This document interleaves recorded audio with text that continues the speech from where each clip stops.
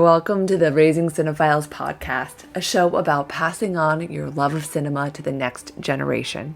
I'm your host, Jessica Kantor, and I have worked in all facets of the entertainment industry for the last 20 years, and recently became a mom. This week, we welcome Deborah Kampmeier to the podcast. She's a filmmaker who works in film and television, most recently directing a couple episodes of The Gilded Age on Max and Harlan Coben's Shelter, which was on Amazon Prime, I believe.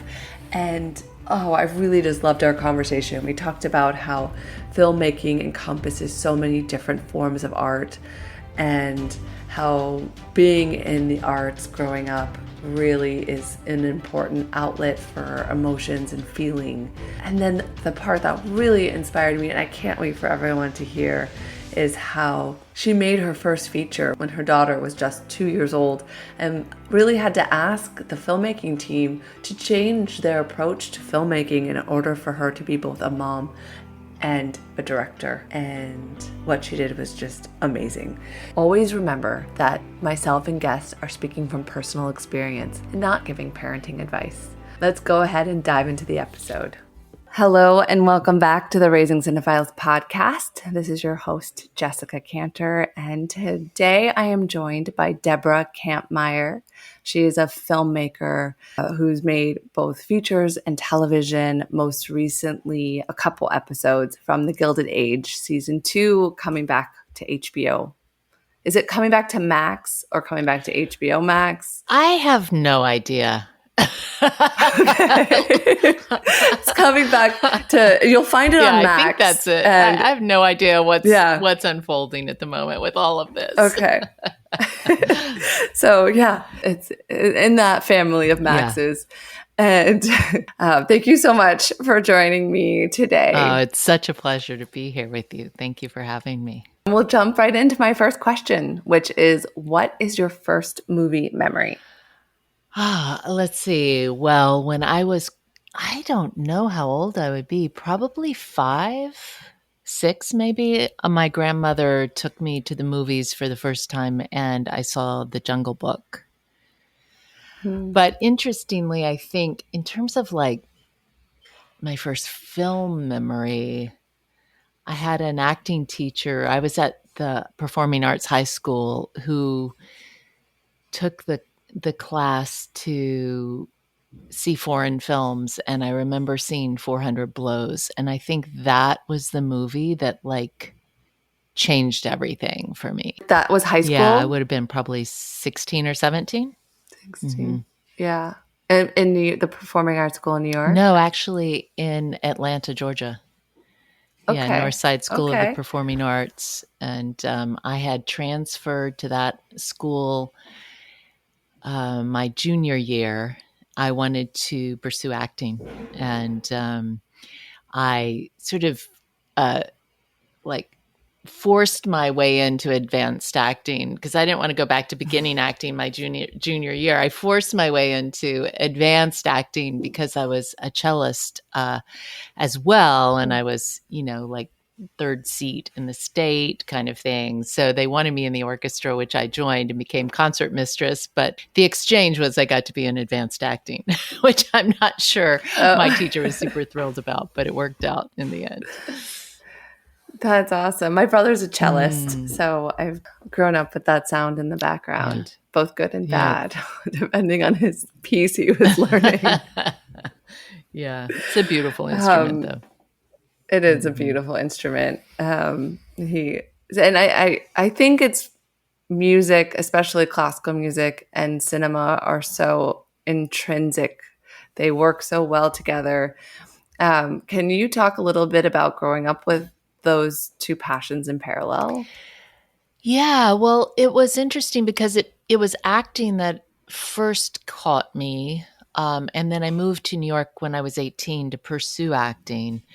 And in the process of trying to get acting work, I made a short film for Wim Wenders, whose film Wings of Desire I had just seen. And that was in the process of making that short, which I was making to try to get an acting job. I realized that's what I wanted to do with my life.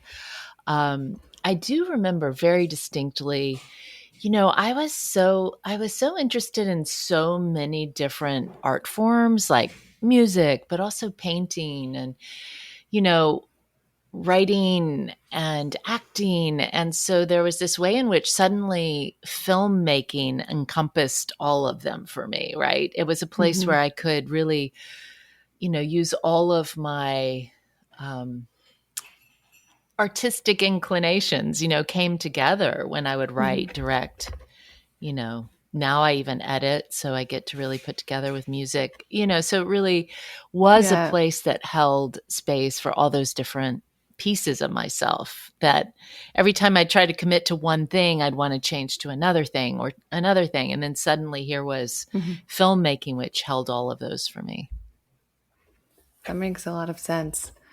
So I was a little bit of a late bloomer in terms of knowing I could work in the industry, even though I went to performing arts school. I was a dancer. So I was focused on that being my career. And I just loved movies and cinema. That was my favorite pastime outside of dancing. Maybe I was physically so tired to sit there and just enjoy getting swept up emotionally.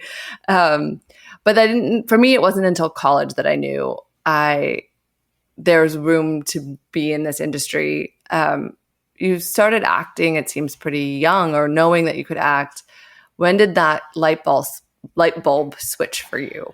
Well, I think it was when I decided my junior year to go to the Performing Arts High School. And I had a friend of my parents who agreed to become my legal guardian so I could go to the school in the city. And it was at that point, I just suddenly was completely obsessed. And then, I came to New York when I was 18 to pursue my passion as an actor, and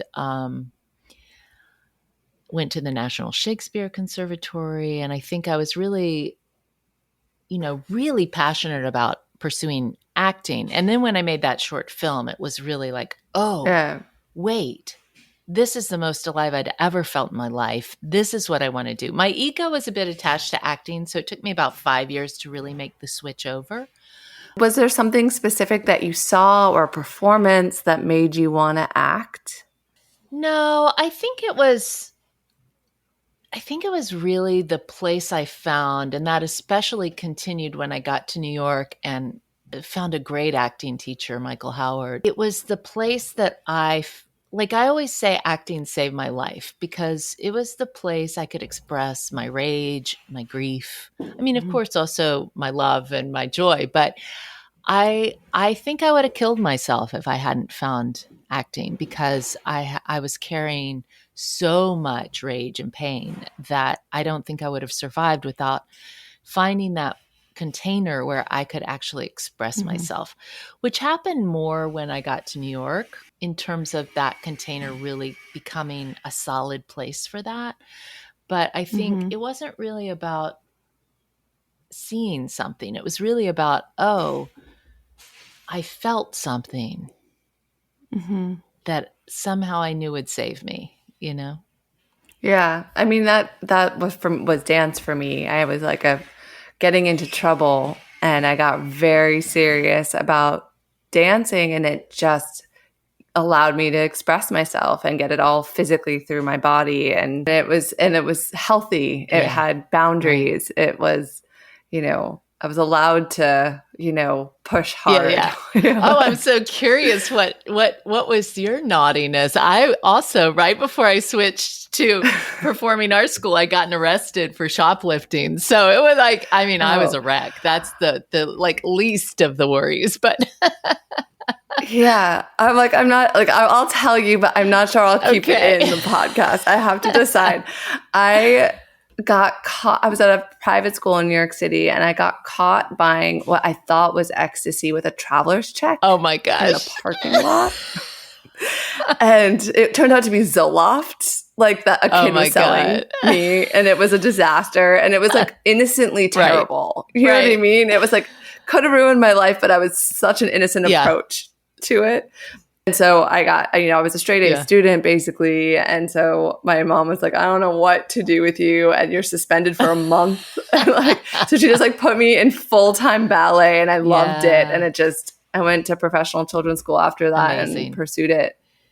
I think it's a great story. Really, I think you should keep it in. Okay.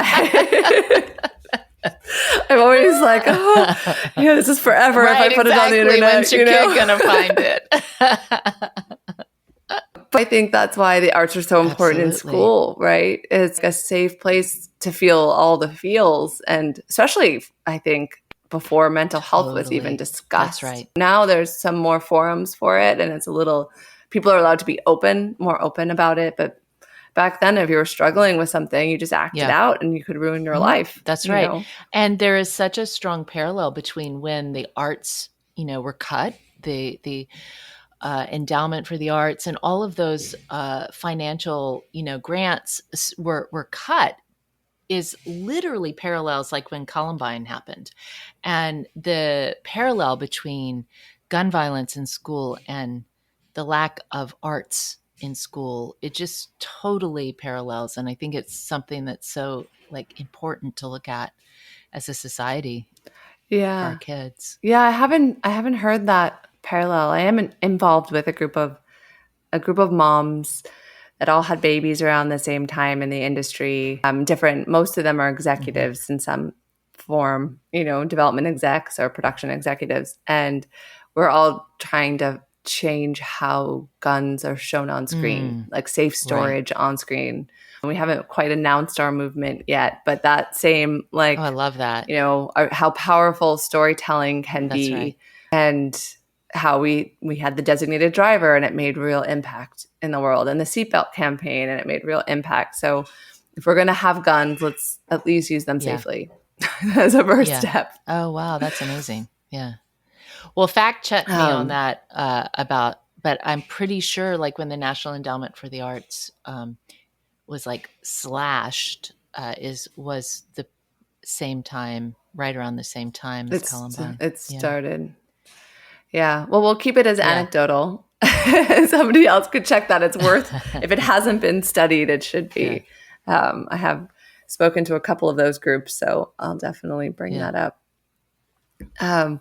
So 24 blows, 40. Oh my goodness. Truffaut's film. 400 blows. Oh my gosh. I clearly have not slept. 24 blows. No, 400 blows. Or no, 21 grams. 24 grams. 21 grams. Yes, I did too. That was, what do you think it was about 400 blows that really took your breath away? I think it's the isolation of childhood, right? The way we're so, how lonely it is. When you are experiencing your loneliness in the world, there was something about it that captured that so completely for me, that moved me so deeply. That was the first time that I felt less alone in the world when I was watching a film. And I think that's what film always did for me. When I was in New York, I was in acting school, but I would go every day that I could to Bleecker Street Cinema, or there were all those downtown theaters that played foreign films at that time.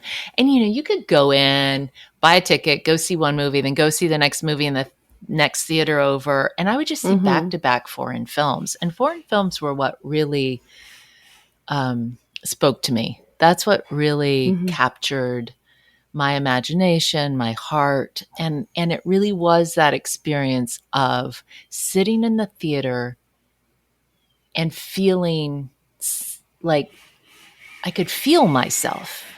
I could know myself. And in knowing myself, I felt less alone in the world, right? In seeing my experience reflected, I felt less alone in the world. And I think ultimately that's what moved me about becoming a filmmaker, was telling stories where, people see their lives and feel less alone in the world, Yeah. And I think that's what I felt watching 400 Blows, was less alone in the world. I still remember that kid's face.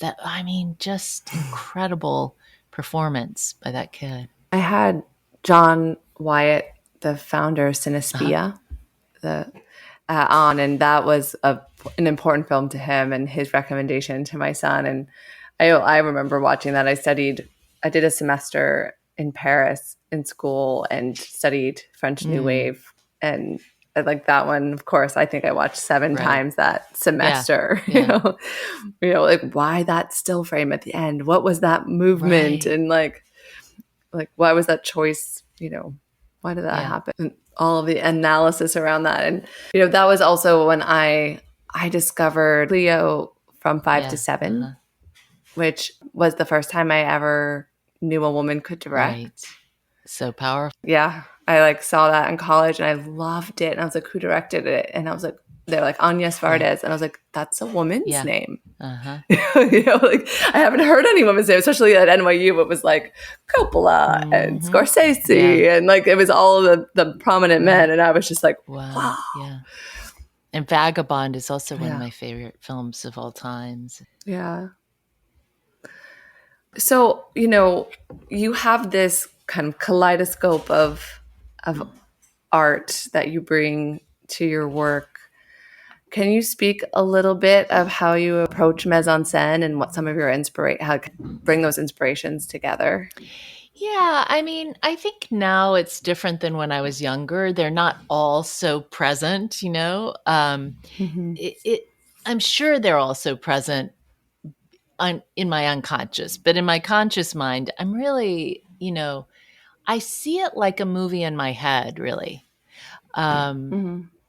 That's how when I'm planning my shots, and I do a ton of prep. I love to prep. And it's really, I have to make sure within the bustle of getting especially in TV, you have a very short period of time. I have to make sure I carve out enough time, alone time for myself to imagine, right? To see it in my mind. And, I always get up like 4 hours before call time just to give myself enough time, even the day of, to imagine it and see it in my mind. Of course, it's always better even than what's in my mind because you have so many incredible collaborators that you're working with. But that's my starting place, is really just how I see it in my mind's eye. Yeah. Certainly music, I'm interested in, how music moves me, but it's more like I use music as a prep, like an actor would, because once whether I'm writing or planning my day, my shots as a director, once I'm in the work, I need silence. But as I'm moving towards it, there might be a song that brings the right part of myself to work that day, right? That moves my heart to open to a particular place in my inner landscape that I want to be drawing from, right? So in that way, I certainly use music. But in terms of just, and then also, of course, in post, you're using music. But I think when I'm working, it's really about the visual. Yeah. And so you spoke to, the feeling that you get from cinema internally. And I'm curious if that's how you gauge performance. Absolutely. It's interesting you say that because someone asked me recently on an interview, how do you know, when you've got the take? And it's when I feel it in my body and in my heart. I feel it. I feel truth in my body. I feel truth in my heart. It's not an intellectual decision. It's really an emotional decision. And it's really being in, I love to I put my monitor right next to my A camera so that I'm as close to my actors as I can be.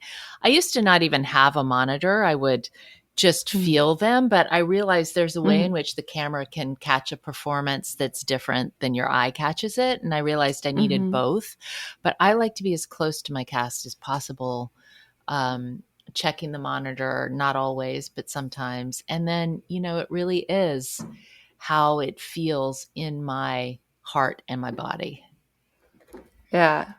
I had my first thing I ever directed, I was really lucky to have a DP with a lot more experience than myself. And we were talking afterwards. We had coffee, and I was like, what can I do? What have you seen other directors do? Like, what can I learn? Because you kind of make it up at first when you're doing it. I was like, did I do things right? What could I do better? And he said, every once in a while, he recommended I close my eyes and hear the performance.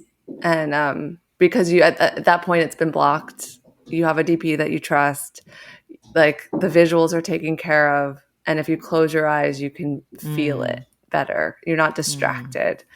And I really was curious what your opinion is to that advice. It's not the way my organism works. So I need my eyes and my ears and my smell. And, it's like I need my whole self to feel truth. Yeah.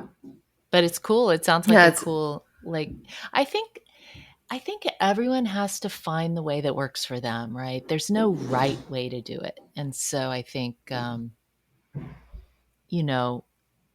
if closing your eyes lets you feel it more deeply, what a profoundly beautiful thing to know, right? And to do. I think we all want the same results, right? We want to find our way into the soul of something, into the truth of something. So I think it's the same thing with actors, for me anyway, like holding space for actors. I know a lot of different ways in. I taught acting for 35 years. I studied for, I don't know, a long time, 20 years or something. There's so many ways in. It doesn't matter which way you use. It's whichever way works. And so I like to ask my actors how they like to work. And then I can hold space for 5 different actors using 5 different techniques at the same time. It's not a big deal. It's always where it's leading them into presence, into truth, into, Yeah, I think from his perspective, the shoot we were doing was live action, narrative, VR, so it was really technical. And so I think it was about, it can be so loud. There's just so many things happening. And I know when you finally call action, it gets quiet for a minute, but sometimes you can get distracted by the thing that's not the most important when you're a beginner. Right. So it's closing your eyes to just focus in on, for a moment, on what's most important, which is going to be at that moment the performance. Right. And I think there's absolutely, for me, a meditative kind of state that I'm trying to live from when I'm working, right? You want to lead yourself to alpha and stay there all day if you can, So if closing your eyes takes you there, then absolutely. I haven't gotten too many enough opportunities to keep experimenting just yet, but hopefully more will come. And wanted to kind of ask a little bit now of what it's like to direct while having children. I'm at a crossroads with a very young child and kind of coming out of the postpartum haze, and sort of told my manager and team, let's focus right now more on writing, because I don't know if I can be on set those long days. I don't know if I'm a single mom. So I'm I don't know if I can get coverage for my parental duties, right? Or all that stuff. And I know it'll change as he gets a little bit older and has a life of his own. But what is, how do you find that balance? So, well, first of all, I'll say I always felt like if I was just a mom, I'd be a shitty mom. I'd be so resentful and angry and destructive. And if I was a filmmaker and a mom, I might be a pretty good mom, right? You can talk to my daughter and see how that worked out for her. But, that was my position. If nothing else, I've taught her, as a woman, you can pursue your dreams, But I was in the fortunate position of being an indie filmmaker, right? And so I made my own rules. I remember I met with, for my first feature, my daughter's 15 months old. I met with a DP who I said, look, I'm going to have my daughter on set the whole time. If there's an issue, I'm going to take a break and attend to it.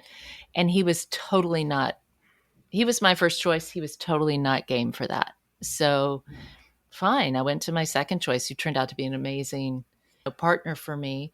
No, it was super low budget. It was $65,000. So it's funny, you can see my car is in almost every shot when we're outside, because I would pull my car up to set, and at 10 o'clock every night, we would take a break. I'd nurse my daughter to sleep. I'd put her in my babysitter's arms.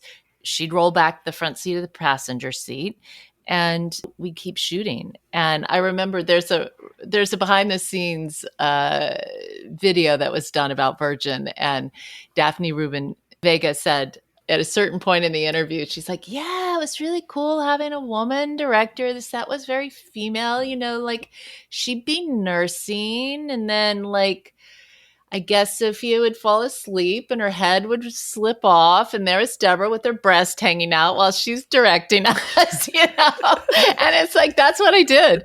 I had Patricia, my incredible, she's like my second daughter, but she was Sophia's, I guess you'd say, nanny, because she lived with us during the shoot. But I was a single mom too. And I remember my AD, I had told my AD, and this is when like you're hiring very, very green people. And I told my AD I couldn't do overnights. I mean, there's no way I can do an overnight. My daughter wakes up at 6 a.m. and I get no sleep. It's not possible. We have to do splits. And I remember my AD saying that wasn't possible to do splits. And I said, give me the schedule. And that's when I learned to schedule, because I scheduled splits. And I did the same thing for my second feature, because it was the only way to be a mom. It was, so like on Virgin, I'd put my daughter to sleep in the front seat at 10 p.m. I'd finish at like midnight or 1 a.m. or 2 a.m. at the latest. I would get in the car and drive home. I'd carry her to the bed and go to sleep and get up, at 6 a.m. and start again. And that's how I did it. And same thing, my second feature, she was 5. She was on set. She was in the go-kart with Dakota Fanning, and it's like just what we did. I remember there was one night she couldn't get to sleep. And so I was holding her, and we were on the set. It was late.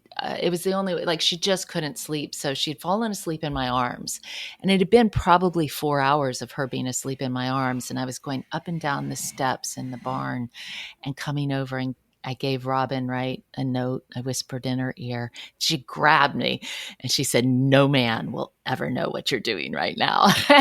And there's the truth to that. Like, as a mother, my daughter was asleep in my arms for hours for us to get that day made. Right. And that's just what you do.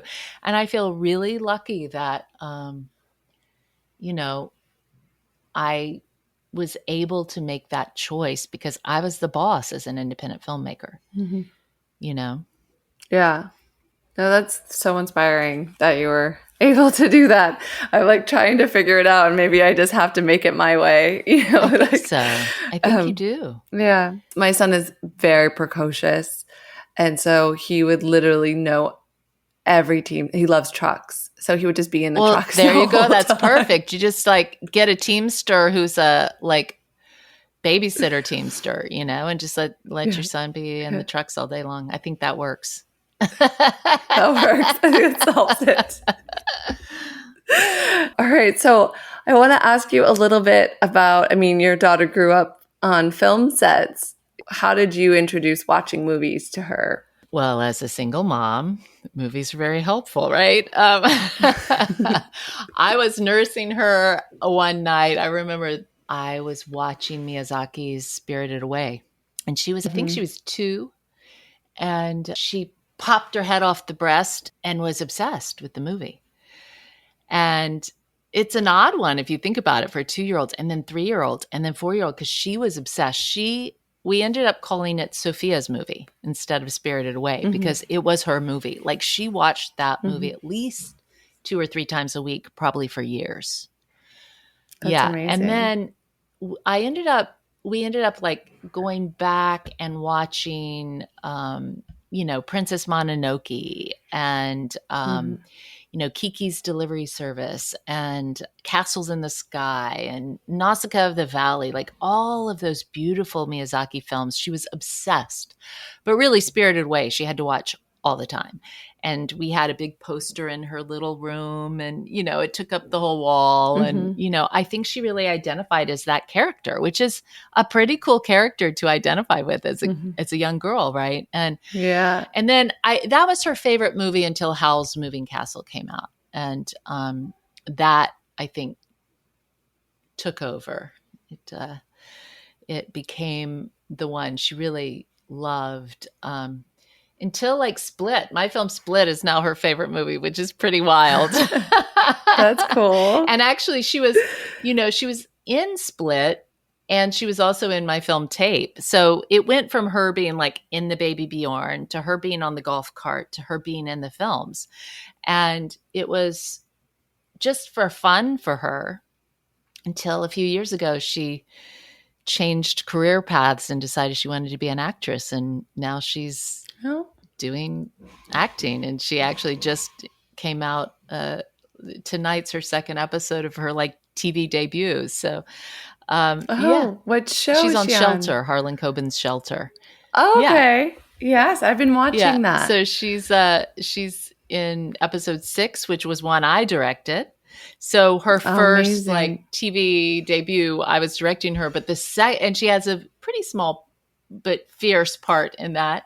And then the second episode 7, which comes out tonight, it's a huge arc for her and she's so great. And our producing director directed that one. So it was cool that she moved from me directing to him directing into this huge role for her sort of debut. And it all makes sense. Like when she told me she decided to be an actor, I didn't see it coming and it makes complete sense, Yeah. because she grew up on set, right? And so it wasn't just watching movies on TV. It was like her first experience of movies was my first feature before watching, Spirited Away was being on set while I was directing, Yeah.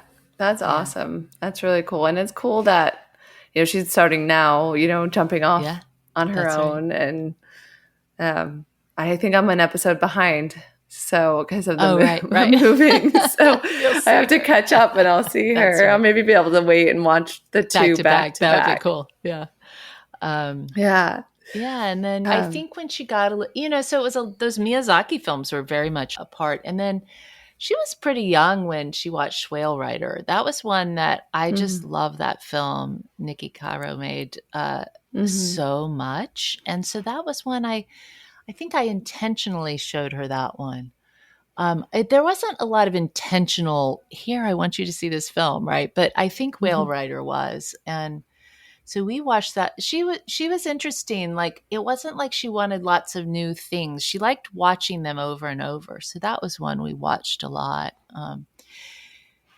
She also loved The Commitments. I'm not sure why that was one we watched, the Alan Parker film, which I adored. And she adored that film as well. So we watched that quite a bit. Birdcage, Mike Nichols, she loved Birdcage. So we would watch that a lot. And did you find that your tastes overlapped a lot? Or does she have some things that are really her versus some things that are very totally. you? She's got her things that are her. Like she's, I think probably because she grew up around film, she knows how you make films. So like, she's really into horror. I'm just like, I can't watch horror. But like, I remember she started watching American Horror Story when she was 12, which some people would be aghast by, parents out there will be like, what? But she was always begging me. She's like, Mom, you're going to love this. And I'm like, I can't watch it, babe. And finally she had me watch Coven. I was like, oh my God, this is amazing. She said, I told you. So we watched Coven and then Freak Show. And so she really drew me into that, And it's funny because again, my tastes really were foreign films. And I was obsessed with foreign films. She's dyslexic, so reading is very difficult for her. So watching a foreign film is not fun at all in any way, shape, or form for her, except Miyazaki because they were dubbed, right? But most foreign films, at least when I'm watching them, I don't want to watch a dubbed film. So I'm reading subtitles, and that was just, films like Double Life of Veronique or what else? I just, all of even like the older, like La Strada, like those films still, I just, they speak to me so deeply. And so she's much more contemporary. Like she's on the, what's a film we both loved that she didn't watch till she was older was Thelma and Louise, right? Like that's one that, I didn't show her when she was young. The Piano, I think she still hasn't watched because I told her that, the woman's finger gets cut off. You would think with all the gore, she would watch that, but no, she don't want to see that. Like, I think that is one of my all-time favorite films. And I don't think she's watched it yet because also she's very much in the tempo of this generation.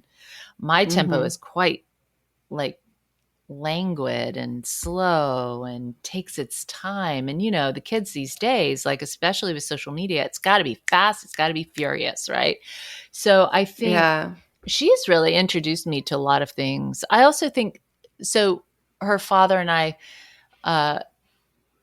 separated when she was 2. And so he would take her to movies sometimes before I would. So something like, I remember when Hunger Games came out, she saw it before I did. And she just knew, like, I remember we were sitting in the theater and she knew it was coming when the monkey jumps out, that I would scream. I jumped a mile high and grabbed her screaming, and she knew that was coming. So there's a way in which like our vocabularies were different, and yet she knew mine. And so there was this kind of playful interaction we had, between what she likes and what I like. That's so fun. I'm just watching the clock a little bit because I think I have daycare pickup. So cut me off anytime. So I'm going to move us into my last question. This conversation's going by so fast. It's been really wonderful. And I know the last question sometimes goes on a little bit, but so that's what film would you recommend I show my son so he falls in love with cinema? And caveat, it can be something as a teenager. It can be when he's 2, which is in a couple of months. Right. So, gosh, it's so hard because I've been so focused on having a girl and raising a girl in this world. Like when you mentioned that you had someone else, another guest say, "Oh, show him 400 blows." I thought, "Oh, that's genius." And that was one that, like, that's a good one, right? What age, I'm not sure. But, there is a way as a woman in this world talking to mothers of boys, it feels like part of what's going to change our world is mothers of boys, right? And so for my heart, I would long for him to see a movie about a girl that, like Whale Rider, right? Like something that really opens his heart to the experience of a young woman and what it is like in this world. I mean, I don't know. How do you show a young man, a boy, and it should probably start early, that women's pleasure is not what they're taught by porn, like porn culture. How can you get under that, right? How can you get ahead of that? Yeah. That's what I would say. If you're a mother of a boy, get ahead of porn culture. Some movie that shows sexual pleasure and the sexual pleasure of a woman. That's what I would ask you to show him. I'm trying to think what that would be. I think we have to make that film, right? I know. I'm like, who's done that really well? That film that came out, and her second film is about to come out. She won an Oscar. It has, was it Carey Mulligan? No, maybe. And she turns the table, traps men. That film, Promising Young Woman. Yeah. Yes, Promising Young Woman. I saw that at Sundance, and it was just, the premiere of that was such a fun ride. I had no, because you never know what the movies are going to be about. Maybe something like that. Yeah. I just think it's got the kids. the kids are seeing porn so young now. It's like something that gets ahead of that feels important. Yeah, it's got to, like a coming of age movie for a boy and his sexuality. Like I remember a movie that really stuck with me was Bertolucci's Stealing Beauty. Yeah. And I was speaking with someone about it, and she was like, if you watch it again, it's a young woman being objectified by men, really. Yeah. And I was like, but I was a young woman being objectified by men. So of course, it matched my experience as a teenager. But can we create new myths? That feels really important to me as a filmmaker right now. Can we create new myths that honor women's deepest truths, not the truths that men tell us we're sort of expected to have? Yeah. And then another version of manhood. Yeah, exactly. Because I think that's not shown, like a feminine version of manhood, because it's not so easy being a man either. No, it's not.